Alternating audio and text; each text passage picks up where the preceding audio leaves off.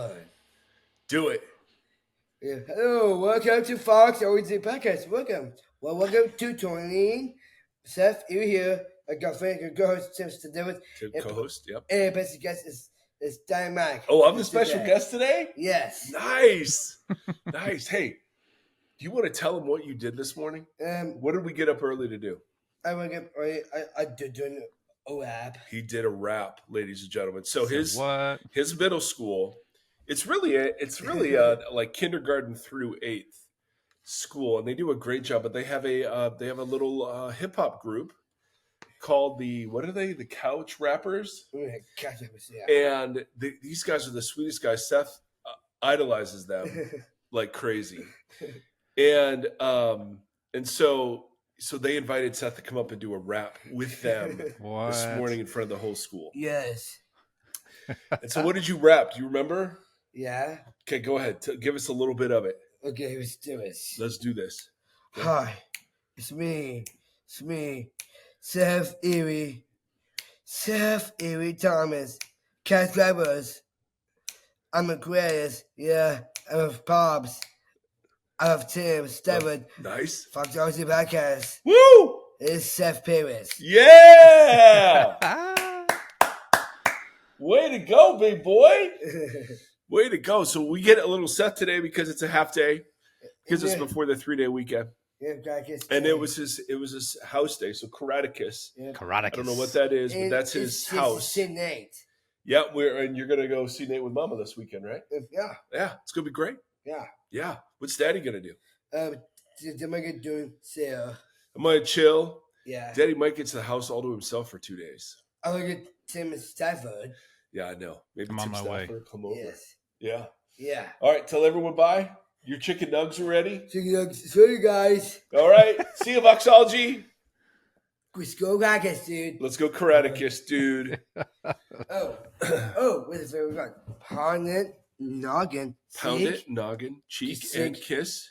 See, nice. Oh, that's like that's his signature sign off. Pound it, noggin, cheek, kiss. Yeah, Perfect. Kisses. So that's his signature sign off. Ladies and gentlemen, Seth Noggin. Erie is, he's a man fully immersed in the digital culture.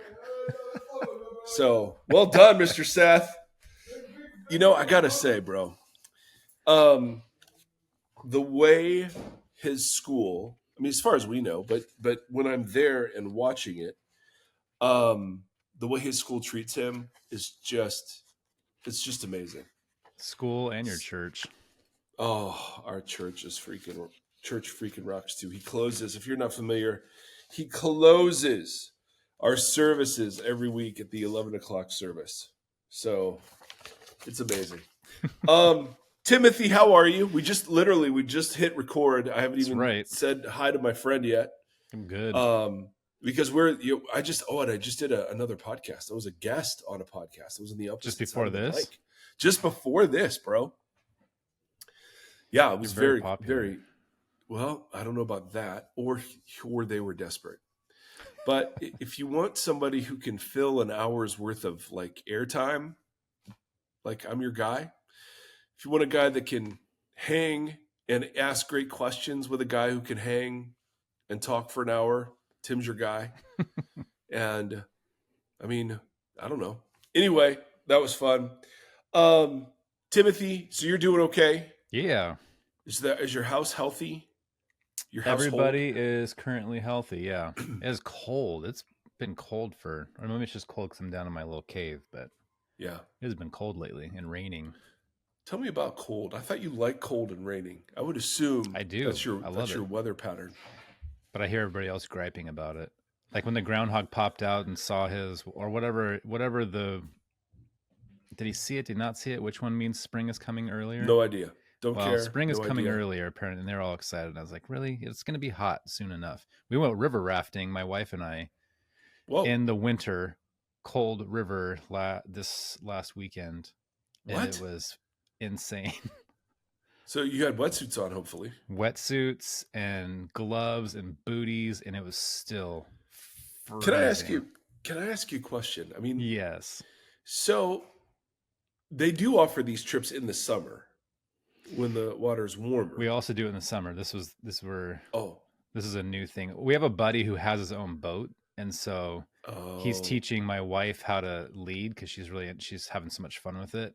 So he lets her guide through some of these rapids. So just the three of us on not a full, like a smaller raft. Yeah, but we're doing up to class 4 in the winter. And it was cold, dude. But it was holy fun. Cow! It's a great way to spend an afternoon. That's fantastic. I could see Shauna doing that. The teacher voice coming out. Uh-huh. Absolutely. There's been a lot of stuff going on. I mean, first of all, we have a new Pearl Jam song. So it's true. Gen Xers rejoice. It's called Dark Matter off of their titled LP Dark Matter. And what do you think? Do you like it? I do like it. I don't think they're like, it's our best work ever. It's like, well, let's just say it's your best work today. I don't know if I have to quantify everything, but it's like, it's fun. It's hard. It's dudes in their 60s making hard music still, which is fun. Yeah. And I love, like you said, it has that Stone's playing through that drum machine pedal that he uses on guitar. So that's fun. That's one of my favorite songs of theirs. Yeah. And then today, one of my favorite current bands, Idols, put out a new record, and it's already great. The Idols? They're just called Idols, and not Idols like IDOLS. It's IDLES, like of course. Idol. Yeah, like Eric Idle, or I have too much time on my hands. Idol. Exactly. Not idol worship. I mean, let's just be clear about that. No, that's awesome. I was just rocking out in preparation for our podcast. Very often I will put on some grunge music. And so Audio Slave Like a Stone was playing in our household. Yeah. Seth Theory likes it. Seth Theory is a fan. I don't know why I brought that up other than we're talking about Gen X music. We've got today, what I want to do is we've got some further clarifying questions to get through, which is not shocking. Let's just be honest about that. But when we talked about outcomes and kind of patience and being faithful versus being effective, that stirred up a number of questions from our community. And you know what else stirred up a number of questions is that did you know there was a big football game on last weekend? I don't know if you're aware of this. It's the Super Bowl. It's not about soup. It is. Yeah, I know. I love good soup. It's a football game. And were you aware? I don't know if you were aware. We had some people over, but the highlight was we found out there's a really good Mexican market in the far corner of our little town. Like, I didn't even know it was there. And oh my goodness, the tacos that we had were something else. See, that's perfect. I expect that from you. I won the Super Bowl. I don't like watching the Super Bowl with people because I actually like football. Yeah, that's how my good buddy next door, and he's a huge 49ers fan. He's like, I don't want to go to any parties. I don't want anybody in my house. So my wife and I are just sitting on the couch, and I'm, talking about what they're doing and rewinding and whatever else. And I'm just having a great time. There's no one there to comment on the commercials and whatever else. But Jesus made an appearance, Tim. I don't know if you heard that. I did. I saw those. He gets us. If the goal of the He Gets Us campaign was to rile up all sides of Christian Twitter, it succeeded. Mission accomplished. If that was the goal, perfect. I mean, the hot takes were being taken. I mean, we had, let's spend $7 million on the poor, which is amazing. Yeah. We also had Jesus did teach us to hate. Because they were reacting to the foot washing one that said Jesus was against hate, or Jesus didn't teach hate. And they're like, actually, he did. He said to hate your mother and father. So there. You had the Mark Driscoll take. Hey, yeah, of course Jesus washed his feet, but he still sent Judas to hell. Right, I saw that too. and then, hey, dude, foot washing, that's really just something Jesus does for his disciples. So the idea that he'd do it for all these unbelievers is wrong. Driscoll's got to be exhausted with the amount of just vitriol he's created over the last. I don't think so. I think that's like nitro fuel for that guy. Yeah, that's his Red Bull. Yeah. I think, yeah. And the fact that people still pay attention, what can we do? The fact that we have an audience, is almost as shocking. So It's true. discerning Perhaps more. minds. Yeah, exactly. But it was just funny because I was just living into, like, my kids didn't even note it. I mean, it flew right by them. It wasn't like if they're targeting people who are really far from the church, I just don't know. I don't know, man. I mean, I would pay $7 million for a community of people to actually live that way. I think that'd be pretty cool. Yeah. So, not that I have 7 million, not that you could buy that, but I'm just saying. It was just interesting. Did you have any thoughts on it? I mean, it's just funny. What I opened Twitter up Monday and expecting, man, the demonic halftime show or something. And instead I'm pummeled with, he does not get us. That is not the gospel. And I don't know. Do you have thoughts?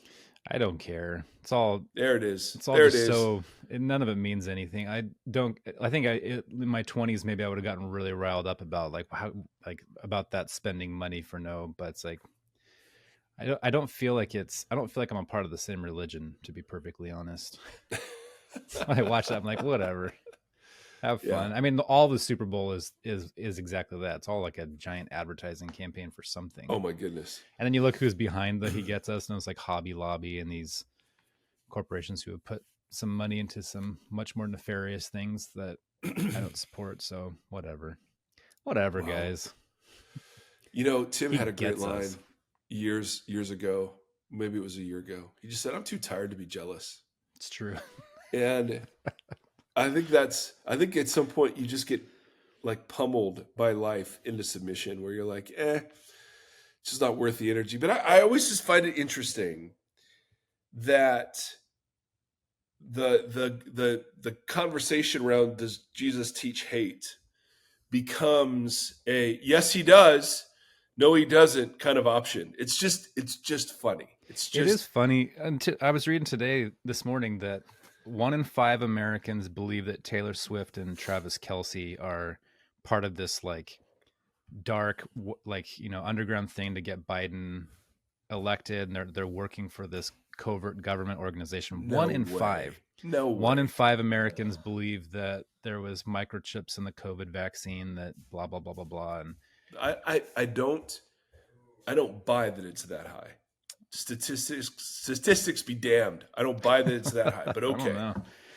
It's pretty wild. But then I'm just like, I associate some of that stuff with that too, where it's like, can truth cut through the garbage and rise to the top? Or because that was it's embodied. Well, that was the thought with Facebook. He said that he thought like truth will always permeate to the top. It will always be a thing. And what we found is this exactly the opposite. That's just a breeding ground for. Yeah. And that statement didn't rise to the top. So nope. Oh, so great. It's so fun being a part of all this right now. There was a Deadpool trailer though with Wolverine that broke the internet. That was solid. And I will say my oldest son, Nate, is very excited for Kung Fu Panda 4. I didn't even know there was a 3. Or there 2, was really, a 3. For that matter. They're all solid. I mean, they're all solid. But love Jack Black. You guys aren't tuning in to hear 2 middle-aged white guys talk about pop culture. Like, I know that for sure. I know we're this is still the new shocked. Podcast. We're still yeah. Pop culture by 2 dads, so it'd be Pop's culture. There it is. Papa culture. Seth did give me a shout out in the middle of his rap, though. He's like, shout out great. Pops. I'm like, all day.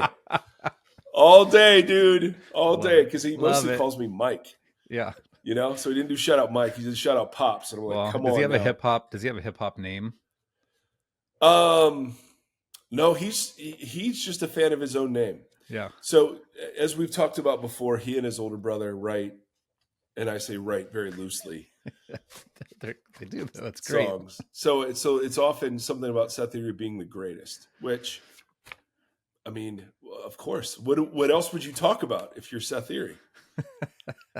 It's just amazing. It's just amazing. Pops. So anyway, it was just so sweet to see these junior high boys, who are like, so we went to Seth's winter choir concert, and these guys performed, and they're like thanking their manager and their social media.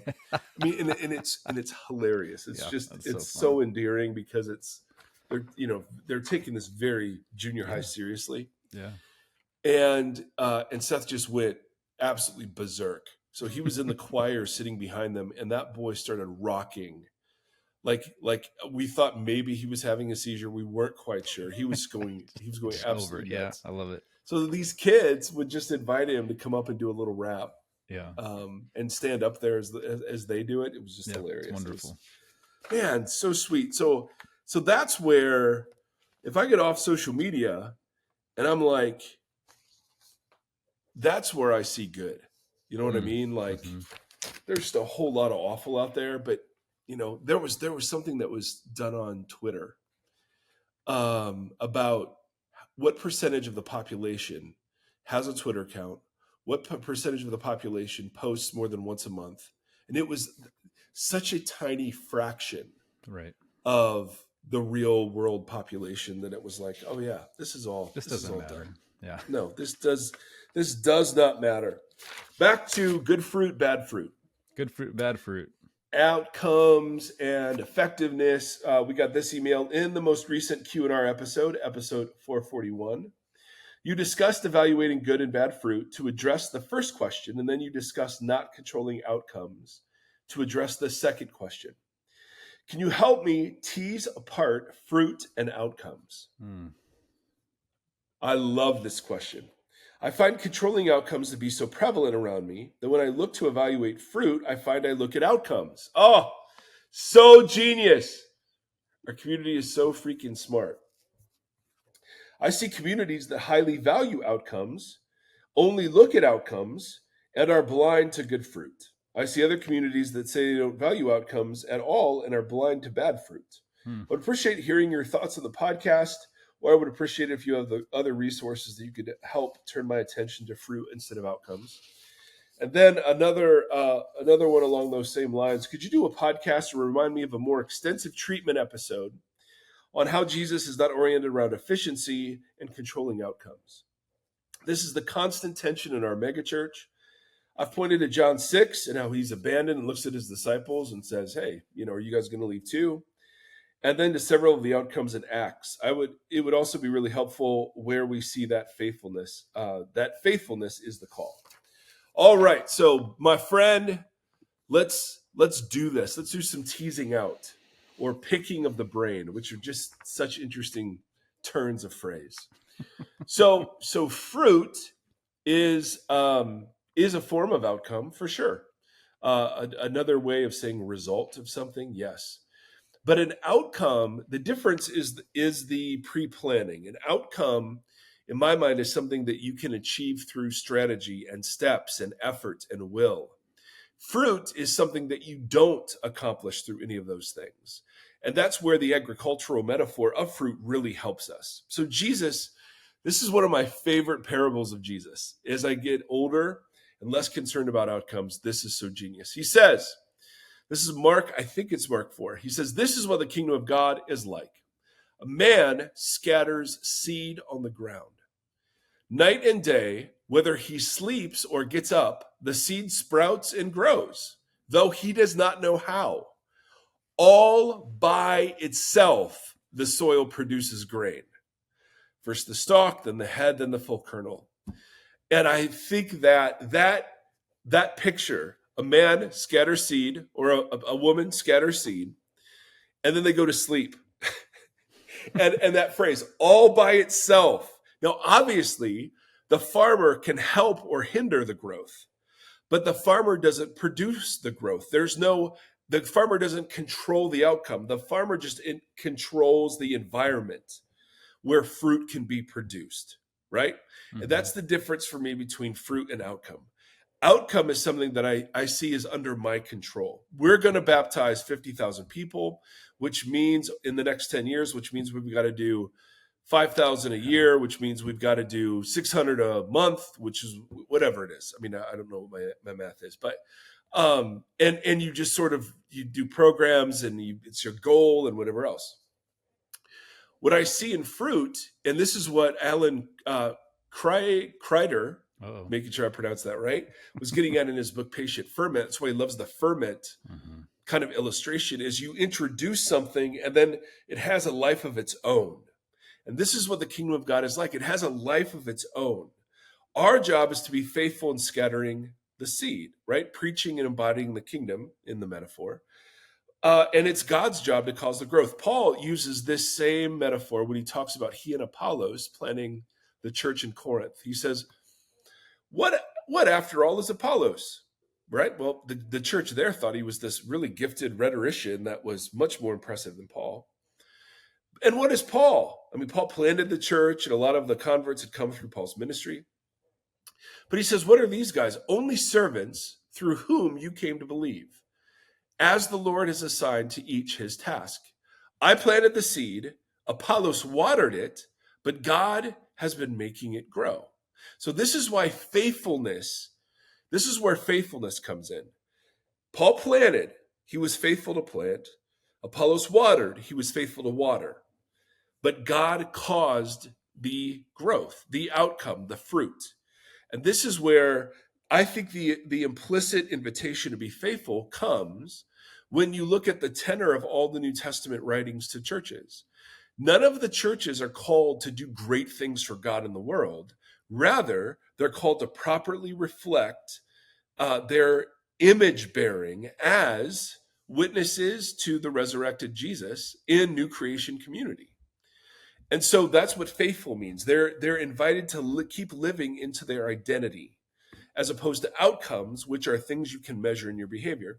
You can't measure patience. There isn't a test that says how patient you are, or have you grown in patience over the last year? How are you more kind or joyful or peaceful?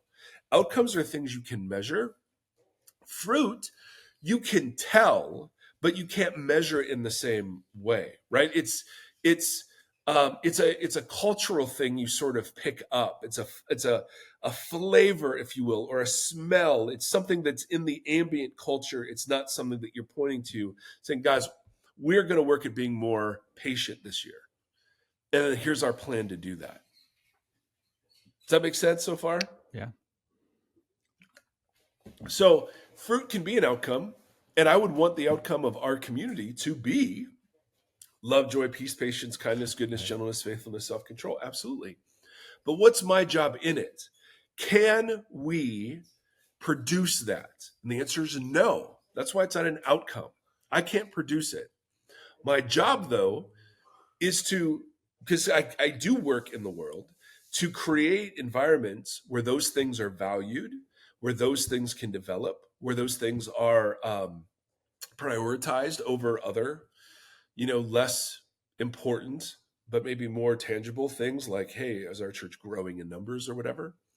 So I have a part to play, but that part is faithfulness. That part isn't control or outcomes. Mm-hmm. So the idea that a farmer scatters seed, I love it. And then he goes to bed. Now, obviously, you can weed and water and you can do the things, but by itself, it grows. And if he says that's what the kingdom is like, then the role of the church is to provide environments where that growth happens, but it's not, and it can never be under our control. Right. And the just absolute horrible move that we've made in the American church, at least in my branch of it, has been to define leadership as controlling outcomes and envisioning outcomes.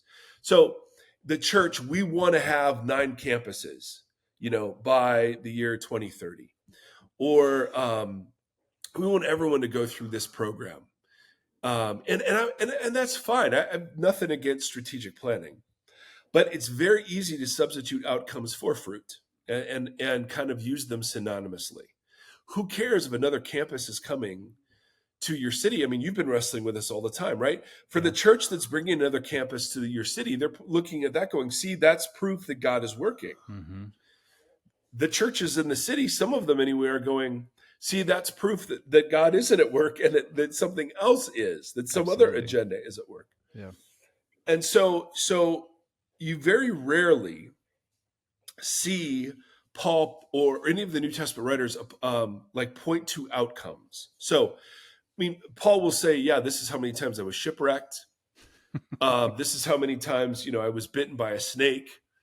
But he will rarely, I mean, I can only think of one place where he says, yeah, I think I baptized a couple people, but I try not to baptize anybody. I don't know. Like, he's never leading with like the outcomes of his ministry. If he's ever bragging about anything, it's like how much he's been persecuted for the sake of. No wonder Gambas is a Pauline scholar. Everything you just said sounded like words he would have said. Yeah, baptized. I don't know. Yeah, Gambas says, Gambas, I mean, Paul and Gambas are maybe the same person. I kind of just get that flavor. It's like, Yeah. So the difference between fruit and outcomes, it seems to me, and I'm sure there are much more like philosophical treatments of this, but the way I understand the difference is that I cannot produce fruit. Yeah. I can plant apple trees that can produce fruit, but I can't produce fruit. But I can produce outcomes. Yeah. And so that outcome can be, 30, I want to read 30 pages today, or I want to whatever, right? I got that all day. When because churches, because in megachurch land, and it doesn't matter how big your church is, like megachurch is a state of mind. It's a value system that prioritizes certain things above other things.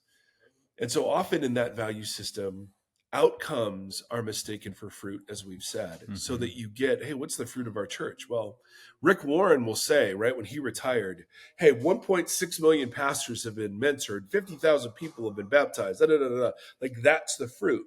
Mm-hmm. And you're like, no, that's all the scattering seed. The fruit happens by itself. So you could say I've been faithful, and we've tried to train pastors, and we've tried to name and number all the things that you've done. It's kind of like, well, that's not a New Testament option. We're never boasting in our accomplishments. So Right. when we are saying that we're not controlling outcomes, that means that I go to sleep. I can live in completeness. I can live in short-term failure. I can live in incompleteness. I can live in short-term failure. I can live in limitation, right? I scattered maybe 4 seeds a day, and then I went to bed. I scattered maybe 10 seeds, or maybe 500. But my job isn't to control what happens when the seed is scattered. My job is just to be faithful in scattering, or to use the Pauline metaphor, I'm just watering. That's all I'm doing. Paul brought this church into existence, and I'm just watering it. But God is the one causing the growth. So implied in that is it's simply my faithfulness. I don't have a predetermined agenda for how this thing's going to go. And so much of what Jesus does is war against predetermined agendas, right? Certainly on the messianic side, here was the Messiah you're supposed to be. But even as he talks about the Holy Spirit, he's like, hey, think about the wind. Good luck harnessing that. Well, my personal agenda is so short-sighted. So it's like it's just anytime I feel like if I have to take a breath and look at what I am trying, like what my intent is or how I'm postured in a certain thing. And if I find that I'm trying really hard to push something that I think is important or whatever, I have to test that just within that kind of thing. But for me, like the fruit, and you can tell me if I'm wrong, but off the top of my head, when I think of this, it was wrong. It was all like a how, what, when, where, why. Like, fruit seems to be an embodiment that creates a community or an environment that is healthy, but not for my gain.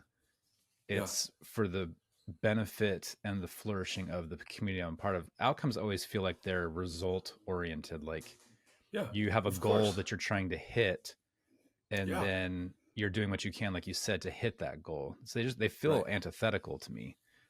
Fruit doesn't feel like an outcome. Yeah. I mean, I think just those words, the way they define in my head, they feel opposites. So an example of our church, we wanted to have our church centered around the table, right? And the fruit of a centered church around the table is kindness, compassion, curiosity. There's no way you create those things. So what we did is we said, well, we don't know how to create those things, but it seems like it's really important to practice. So we started doing communion every week and talking about it this way. We started an outcome that was called the table, which we do once a month, where the church gathers around homes, around tables, and just I've been eats to one. together. Yeah, exactly. Now that's something we could control, right? That's an environment that we could control. But the fruit of that is so beyond us. You know what I mean? So there is a place where outcome and fruit can be synced. And so, we can have leadership practices that embody humility. Yeah. We can have leadership practices that embody transparency. I think that's what I meant by the how, what, when, where, yeah, why. totally. Like what's the genesis point of So there are things that look like faithfulness, and then there are things that you can only see later. You just call faithfulness. Yeah. Exactly. So Jesus, I don't know if Jesus ever tells us. Paul, he uses the word outcome. I know at least one place, but I don't know what their Greek word is. But he just said, consider the outcome of their way of life. And I think there he means the fruit of their life. And if you've been around people who are slavishly discipled by political discourse, there is a fruit to their life that is the inevitable consequence of being immersed in that. Likewise, if people have imagination saturated by the community spirit and the scripture, then they should have a different sort of fruit, but it's not outcome oriented. Although outcomes can help provide an environment for fruit, if that makes sense. Yeah. One example I want to use about the difference is parenting or marriage. And I want to introduce this, and then we got a question about parenting. And so I was told that the goal of my parenting is to make sure my kids are Christian. That's the outcome, right? That's the sole purpose of the family, is to produce more Christian, children who then become Christian adults. So that's the outcome, rather than the fruit of a lifetime of journeying together. It's the outcome. And when I saw the outcome that way, then I elevated as certain things, like making sure they prayed the prayer, making sure they went to church, making sure they believed the right things, making sure they were baptized, going to church camp, and so on, so on, so on. And often, a lot of Christian parents like us make the same sort of error where we're so fixated on the outcome, we're missing the person in the middle of it. You know what I mean? And we've defined the outcome so narrowly. Well, they've prayed a prayer and been baptized, that we're ignoring what the actual fruit is of their life. Are they anxious? Exactly. Are they controlling? Are they angry? Are they whatever? And so where I've had to walk in deep, repentance, is we were handed a book called Growing Kids God's Way. And this book was, and we had parenting classes on it. We we were all young families. There were a bunch of us young families at Rock Harbor. And so we were all kind of raising our kids together. And this was sort of the manual. And it had to do with teaching kids to soothe themselves, putting them on schedules, not letting them run the household, making them sleep in separate beds, whatevs. Right? And we can debate the merit of all of those things. But the absolute blasphemy of attaching that form to God's way. I'm sickened that I did not call that BS for what it is. And we got this email. Dear Christ followers. Oh. I don't know if he means us or Seth. So he didn't specify. Yeah. So we'll answer it on behalf. I'm just so used to being like, dear heretics. So now that we've got the Christ followers, just joking, JK, LOL, no one calls us heretics. Oh, dear Christ followers, which is a great way to open.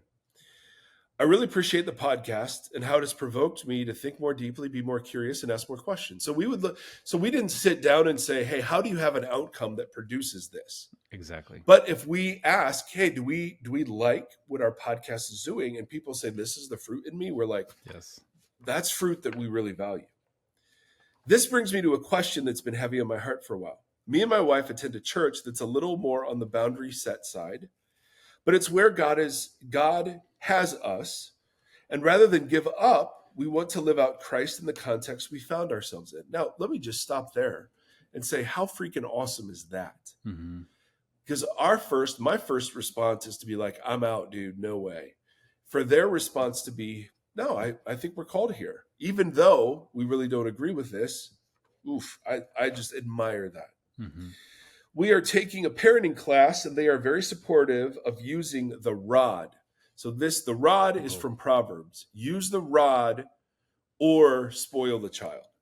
Like, those are the options. You've got to use the rod to discipline or spank, or you spoil the child. Mm-hmm. All right?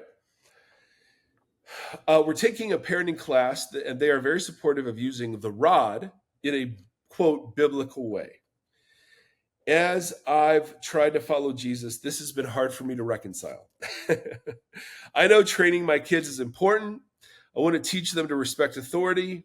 I was spanked growing up, and it never made me doubt my parents' love for me. But at the same time, I've come to realize that it may have played a part in the person I've come to be now.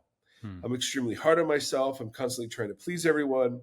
I have a tendency towards self-hate, self-harm, and self-destruction. I never feel good enough. And even when faced with unconditional love, I don't know if the discipline I received as a child played into there or not, but either way, I have a hard time seeing Jesus asserting authority over over someone through force. Mm-hmm. I do discipline our kids, but I don't like it. I feel awful every time it comes to that. I don't know what to do, but I'm not sure what's right. There is a lot in Proverbs about the value of the rod. Oh, Proverbs has much timeless wisdom in it, and I don't want to just ignore that. Do you have any insight? Well, dear listener, let's talk about outcomes and fruit, shall we? So, disclaimers. Most of you who've listened to this have met my children in some capacity. Nate's 20, Hannah's 18. Seth, of course, rock star.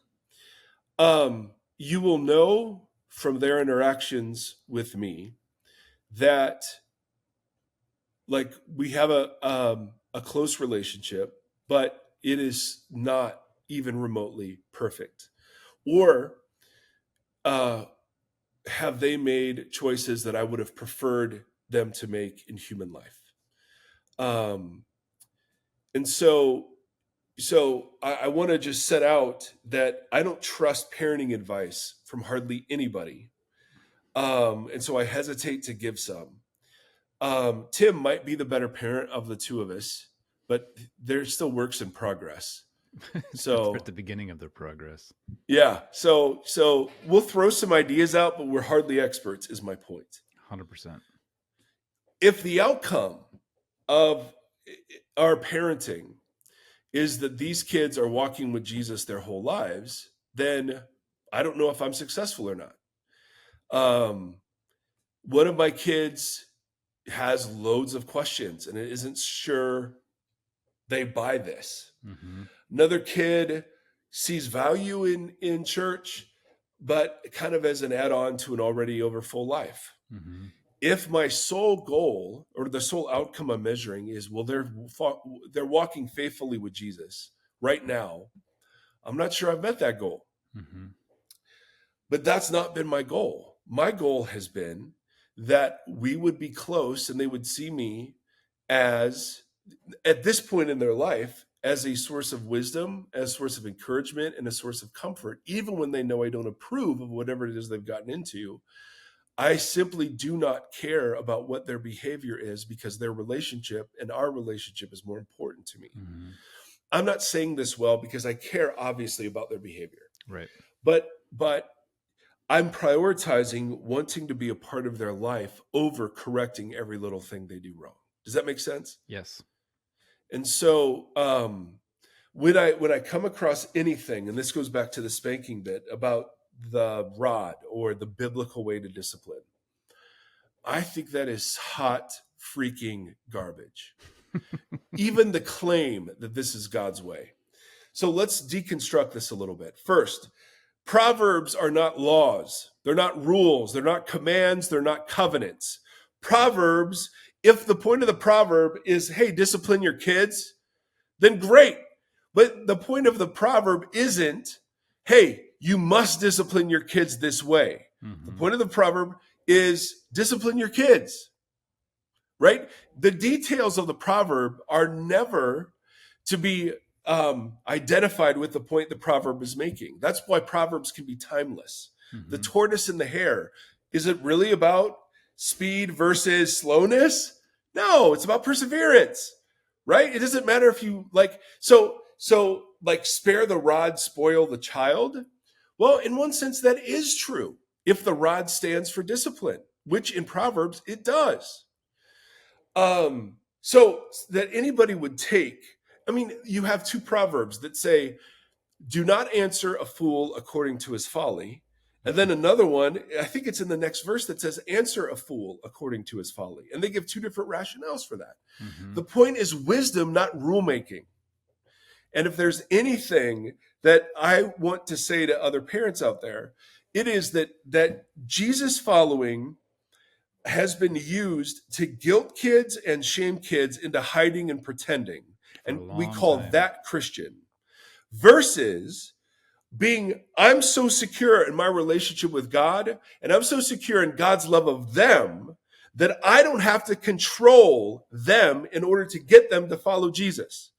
Actually sow seed. They see my life. They know what I do. They've listened to me preach. They see me on the stage. They see me at home. They see me fight with my wife. They see me repent of sins against our family. They've seen it, right? Mm-hmm. But the last thing I've ever done with that is mandate that they follow in those footsteps. Right. You can't guarantee that outcome. And any attempt to control Jesus following as an outcome will guarantee it doesn't happen, or at least not in the way that you want it to happen.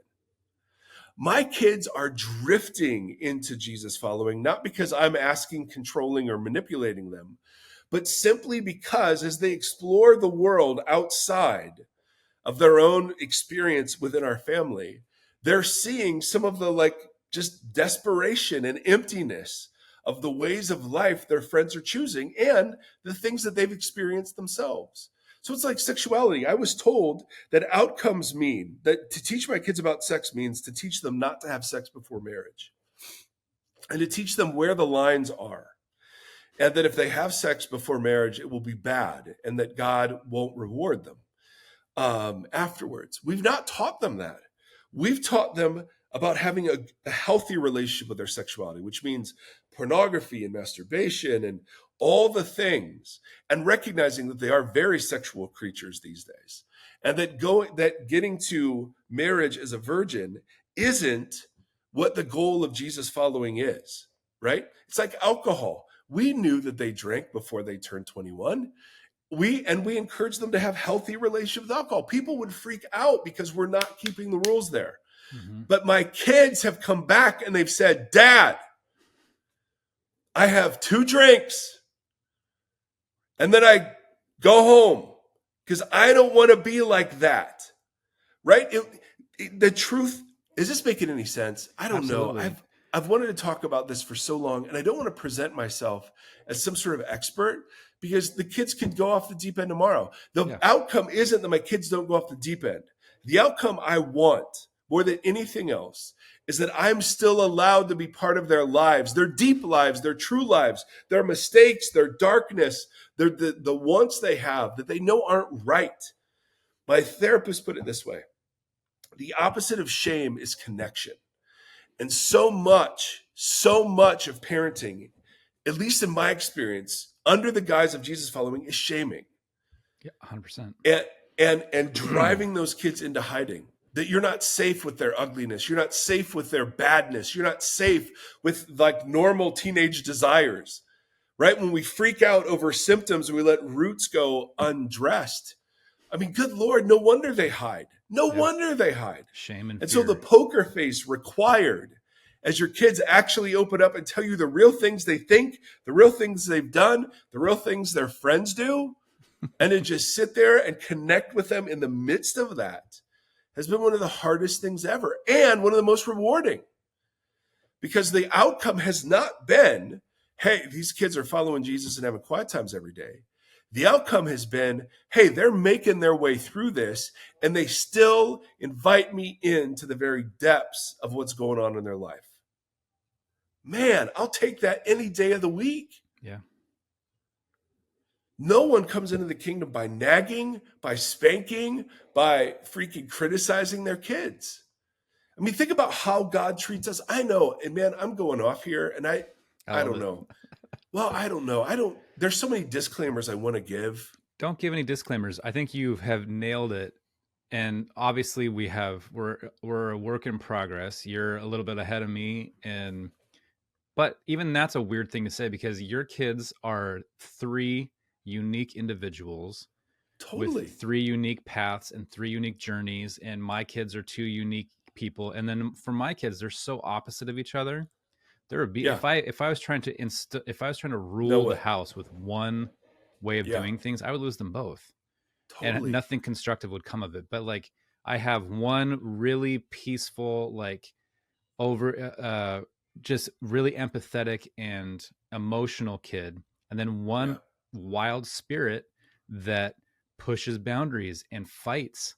And I cannot react to them the same way. Yeah. We're learning with the younger one who's so spirited what are the best things for kids? What's the best way to drop a kid off at school? What is the attitude, the environment within the car that you should cultivate to set that kid up for success that day? And the same thing before they go to bed. How do you build that and conjure that? And then how do you give them discernment skills and critical thinking so that they can ask hard questions and feel safe to ask hard questions? Yeah. And if they ask a hard question that I don't agree with, me spanking them or putting fear in them, or even shaming them for yes. Like, think of all the shaming statements, like that come with discipline. Like, you're so much trouble, or what's wrong with you? What's wrong with you? Those are tragedies. Yeah, you're dehumanizing them. Yes. So I wish I had I really wanted to write an organized flow through this, because I have so much emotion around it. And I just couldn't. I wrote 30 pages of notes, and I just was like, okay, it's just going to come out. And so it's coming out awful. But to the person who's asking the question, no, if it feels wrong to hit your kid, don't hit your kid. Yeah. All right. Simple. Particularly, like, we tried spanking Nate, and it just didn't feel good. Because that's what we did. That's what our parents did to us. That's what everyone was doing. We didn't like the way it felt. And I noticed it one time when Nate had hit somebody, and I'm spanking him in his bottom for hitting somebody. Yeah. What weird ass message is that? Literally. We discipline our kids, but my goodness, the number of times we've done it is maybe 4 or 5. Like, we make them talk to us. Yeah. I go out to breakfast with them. We show up at sporting events. Like, we just drive connection. There are times my kids will be so upset with me, and I'll just sit in their room and read a book and say, I'm not leaving because I love you and want to be connected with you even in this. Yes. I love you in your ugliness, kids. And the reason I can is because I've been loved that way. Like, parenting should just be what Jesus has done, which is, of course, tell the truth. And which is, of course, there are times convict. Absolutely. But in every other way, it's been invitation into connection. And it's been his kindness that's led to repentance, right? I'm so adamantly opposed to to pointing at one expression of manhood and calling it biblical, one expression of parenting and calling it biblical, one expression of marriage and calling it biblical, one expression of parenting and calling it biblical. It's such bullshit. Yeah. It is such bullshit, and it's blasphemous. The point of Proverbs is to give wide guardrails. Guys, it's important to discipline your kids.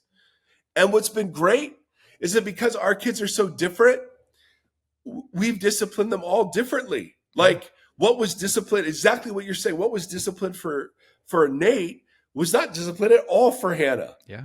You know? Because they're unique And so, individuals. exactly. You're actually receiving them as gifts and humans, and you're not, there is a time when they're little for coercive power. Absolutely. You know, I mean, there was one time Seth got in a sensory cycle so bad. He was throwing things in a restaurant, and I swatted him on the booty. And for whatever reason, that sensory input like helped him kind of snap out of it and wake up. There are times, if your kid's running out in the middle of traffic or there are times for coercive discipline. I get that. But man, that's not the go-to. As questioner said, that's not a Jesus thing. Jesus, the way God disciplines is through wisdom and its influence and its community and its conviction, but it's conviction within covenant. And that's where we've talked about this before, this thing that Scott McKnight does about the kinds of love that are displayed when God makes a covenant with Israel, that God is committed to them, that God is committed to be with them, that God is for them. Yeah. And in that environment, God then towards them, he loves them towards maturity. I have a role as a parent to toward my kids towards maturity. Absolutely. But that only comes into like real transformative shape if they believe deeply that I'm with them, that I'm for them, and that I'm committed to them no matter what. So even when my kids prayed the prayer, I said, I don't care. I didn't say that. I said, even if you didn't pray this, I would still love you and be proud of you. Even when they got baptized, whatever, when they're asking big questions, when they're disagreeing entirely with whatever. Again, no expert, but I want to really resist this biblical parenting idea to say, I think that is one of the most harmful things we can do to our children is label one way of parenting biblical. I just think it's nonsense and it's really, really harmful. The patience thing, like when you go, like you said, sitting in the room, letting them process their emotions, that you're being patient and sitting with them through that, which is a extraordinary version of love. And it can be a version of correction too, but you're giving them the space to allow them to have those things. When I think about being spoiled, I think about like not having an awareness or not being able to discern well. And so you're kind of like your vantage point is very, it's like tunnel vision almost. Yeah. And I feel like spanking is like often the exact same thing. It's an easy reaction to something that is asking for more time and patience. Right. It'd be easier for me to take my wild child and just hit her and show that I am bigger and stronger and that I can shut this scene down. That does nothing in love for her at all. And I wanna open up the possibility. Like I've used dad voice before with my kids when they were little, where I would come in and with loads of authority in my voice, raise my voice towards, I remember, it doesn't matter. I won't tell stories about them. So I want to, there are times, I'm not saying that there aren't times. Seth just carried down 2 posters of our older 2. There's Nate's senior soccer picture. Thank you, Seth. And then this, what do you got? Hannah's senior soccer poster. Okay. Perfect. You know what's interesting is I found that when I raise my voice, often it'll be an escalating thing, usually with the spirited one, where she's raising her voice and then I'm trying to outdo that. And and this is just me, but when I walk away from those situations where I have, all I realize is that that was not my best self. And that was not me loving her the way that she needed to be seen and heard and loved in that moment. And so this is a thing, not just with parenting, but just with being a human being in my 40s, is that I'm leaning really hard into, I was talking to Gambas about this yesterday. I'm leaning really hard into trying to really understand what it means to be human in the ways that the Bible talks about and that God advocates for, not in the ways that the church has taught me, but in what it means to live into full humanity and what it means to like encourage that in other people. And so a lot of that is a lot of patience and knowing when to hold my tongue and knowing when to discern and knowing how to do these things. And that's a lot of work, but I'm doing it out of love and trying to exalt and lift up other people. So that has to be the way I live with my family too. I try to do that with my kids. Yeah, exactly. See, we know what the boundaries do. Yeah. Well, boundary focused parenting, right, is often fear-based. Yeah. And it's the goal of my parenting is to get my kids to behave in certain ways. So it's sin management. And that's, I mean, that's how we see. So that's how we see Jesus with us. It's not surprising we look at our kids and say, okay, well, stop doing that. I'm more interested in formation. So how does Jesus form me? And because very often Jesus will look at my behaviors and go, okay, well, that's super not great. But that's not the issue. Those behaviors come from somewhere. Yes. And because you've been formed into a certain kind of person through repeated habits, patterns, believings. That takes a lot of work to get out of that. And it takes a lot of work. So I'm interested in being a voice that forms rather than a voice that manages sin. Yes. So we're constantly blessing and instead of shaming is in terms of identity, we're blessing in terms of identity. And there are behaviors that need to stop and there are behaviors that need to do, but like with our kids in grades, we said, okay, the outcome for us, we know you're smart. You're differently smart. We know you're smart. And so here's our expectation about what your grades will be like. We will not manage your bedtimes, your social calendars, your curfews, unless for safety. If you've met this threshold, fantastic. We weren't going to fight bedtimes every night. We weren't going to fight. The only battle we fought, and this was brutal, but it was social media and it was phones. And they didn't get social media until late. They didn't get smartphones until late. And that was hard on them and hard on us because it was hard on them. But again, I don't want to present as like we've got it right. I'm just saying that I wanted to fight a battle that would allow me to be friends with my kids when they're 35. Mm-hmm. When they would feel comfortable saying to me, hey, I really blew it with my family. Mm-hmm.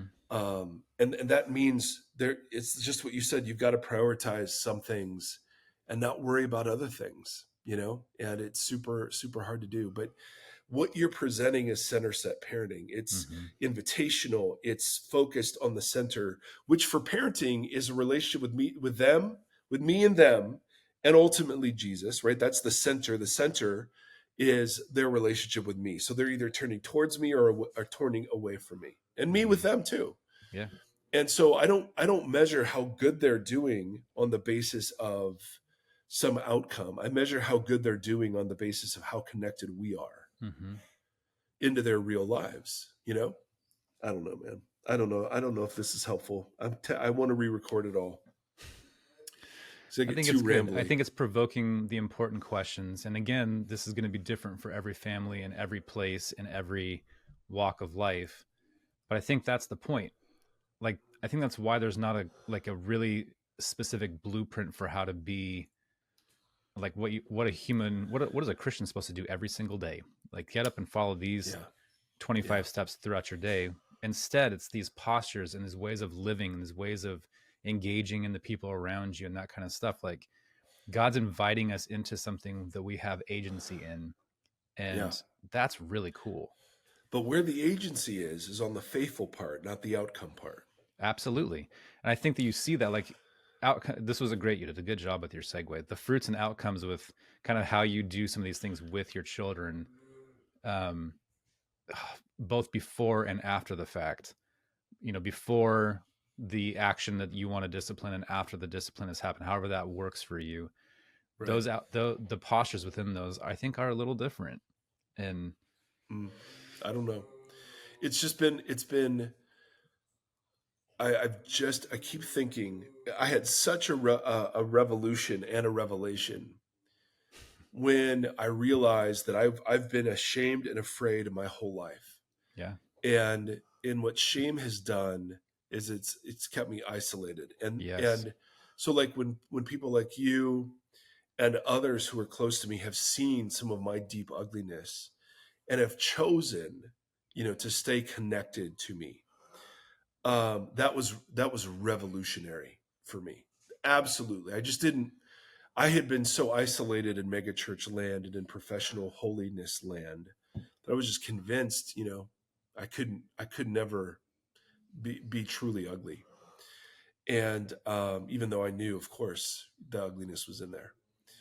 And so the idea of loving our kids in their badness or demonstrating presence in their badness so that when bad happens, they turn to us and not away from us.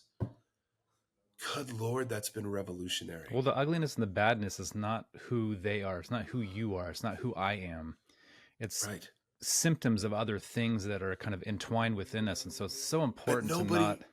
that's it. Well, But our that's it. generation is just like, this is what therapy has been for me, is like one of the avenues of therapy has been unraveling this immense shame that's not even rooted in anything tangible for me. Like there's been these things where it's like, I have some kind of weird version of anxiety where my brain will make up terrible events that I didn't do, but it will attach my psyche to them. And I'll start feeling Yes. shame and anxiety about things I didn't do, Yeah. but I will still go through the process of like going through all of that. And it's terrible. Oh. And, my wife will just be like, that you didn't do this. This isn't who you are. Da, da, da, da. And I'm spiraling on this thing. Mm-hmm. Shame has, and now like I sent you and our mutual friend that article about how trauma, we've talked about a little bit, but they're learning more and more about how trauma is passed down genetically. And I feel like that's a gateway that's going to show how many other things are passed down genetically that we like. If I have this amount of immense shame in me, do my kids have some of that in them already? Because I'm trying so hard not to set them up for that. and that has to do with how we discipline. Yeah, totally.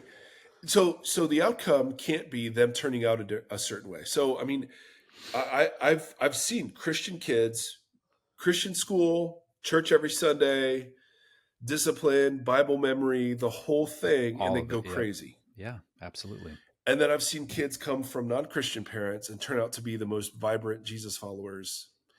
So there isn't a formula, though we wish there were. And I think because of our fear, we get off of our crosses and we engage in old creation dynamics. And for me, that's going back to the first question. That's part of the difference between outcome and fruit.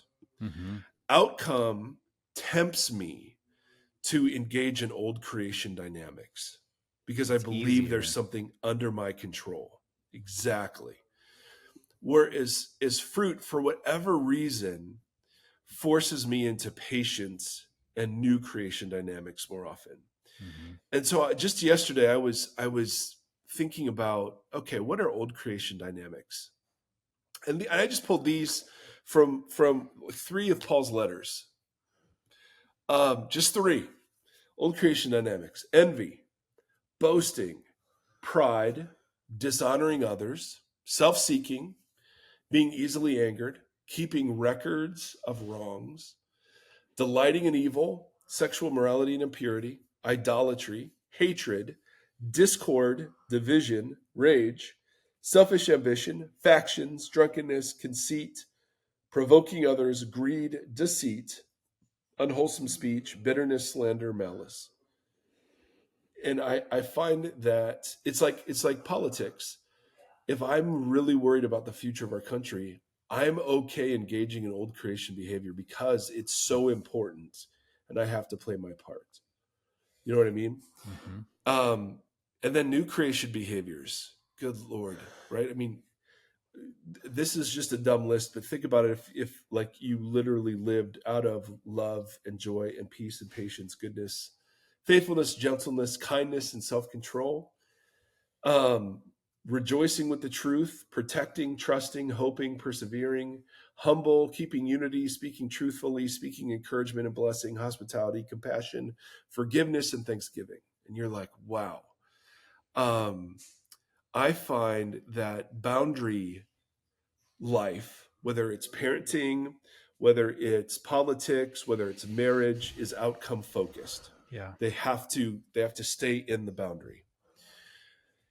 And because the outcome is so important, I'm tempted to engage in all the old creation behaviors. Well, you know what's interesting about that too is the boundaries are what are doing the work.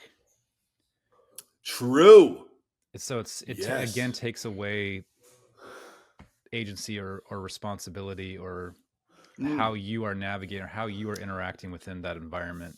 I was like, while you were reading those, I was thinking about the diagrams that we made for when we were going through the center bounded fuzzy. Yeah. And with the center one, how when I was picturing it in my head before we made the things, it was like there's this space and people are in different spaces within it. And that's okay. Right. Like, but with the boundaries, this constricted thing that once you're inside the boundary, you're fine. There's nothing to worry about anymore. And if you're outside the boundary, well, there's also nothing for us inside the boundary to worry about because they're out there.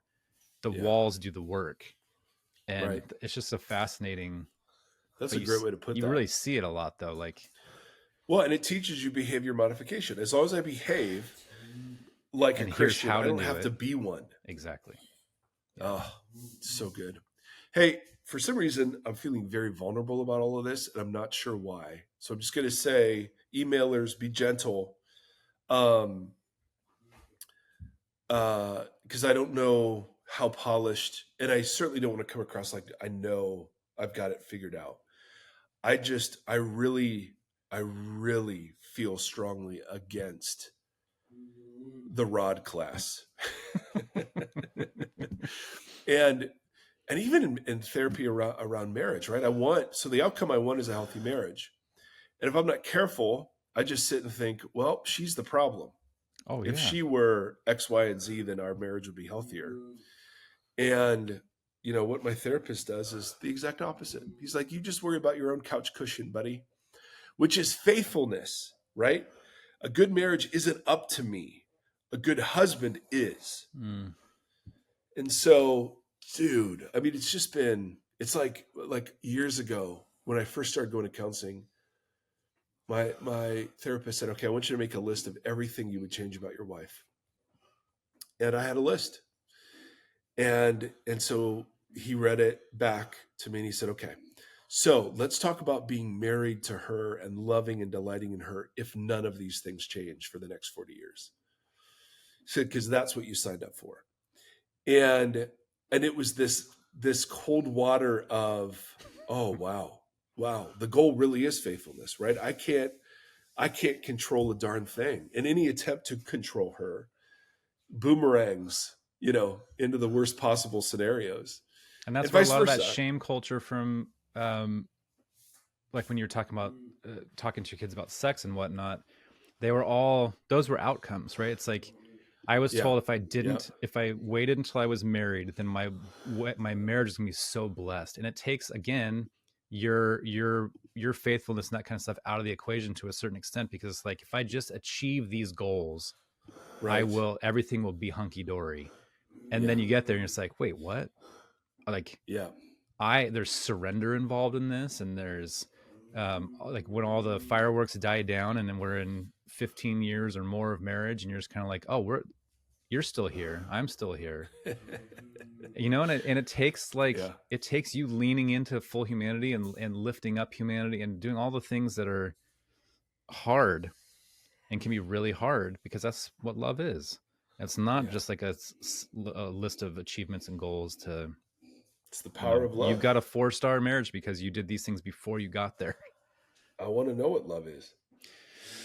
There it is. How do I know when it's love? Well, I don't know. Which kind of love? My students Why are can't writing this be love? Well, it's interesting. My students are writing definition essays right now. Thank you, and Seth. The rules are, you have to pick an abstract idea, not a concrete idea. So you can't write about a table or a ball or a car. You have to write about something that can be disputed. So it's like, how do you define love? How do you define success? How do you define family, trust? and it provokes the most interesting conversations. Because a lot of them will try to weasel in a little, like whatever they were told in church about something. And it's like, what does that actually mean, though? And they're like, oh, yeah. But it's fun. It's fun to like learn that.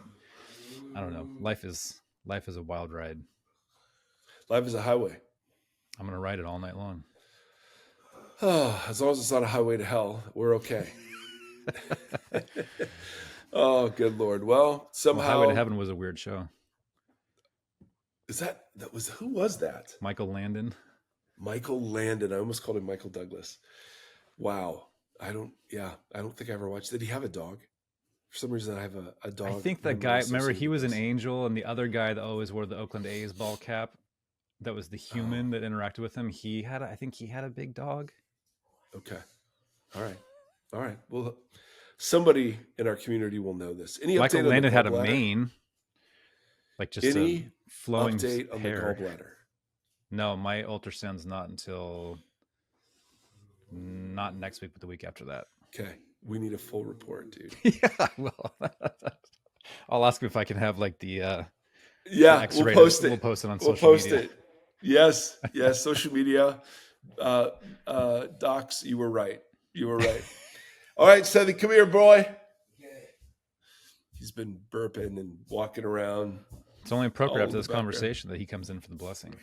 Totally, dude. You got to do the blessing, all right? Yeah, you do blessing too. Oh, you want us to do it together? Yeah. All right. Which one do you want to do? It was to Swan and blessing come here. We're going to do both? Yeah. Okay, let's do it. Them both. Israel, Adonai Eloheinu, Adonai Echad. Hear, O Israel, the Lord our God, the Lord alone. Love the Lord your God with your heart, soul, mind, and strength. And love your neighbor as yourself. Amen. My good son. Oh, okay. Do the other one? Yeah. All right. May the Lord bless you and keep you. May the Lord shine his face upon you and be gracious to you. May the Lord lift up his countenance to you. And in these days, may he give us peace. Amen. See ya.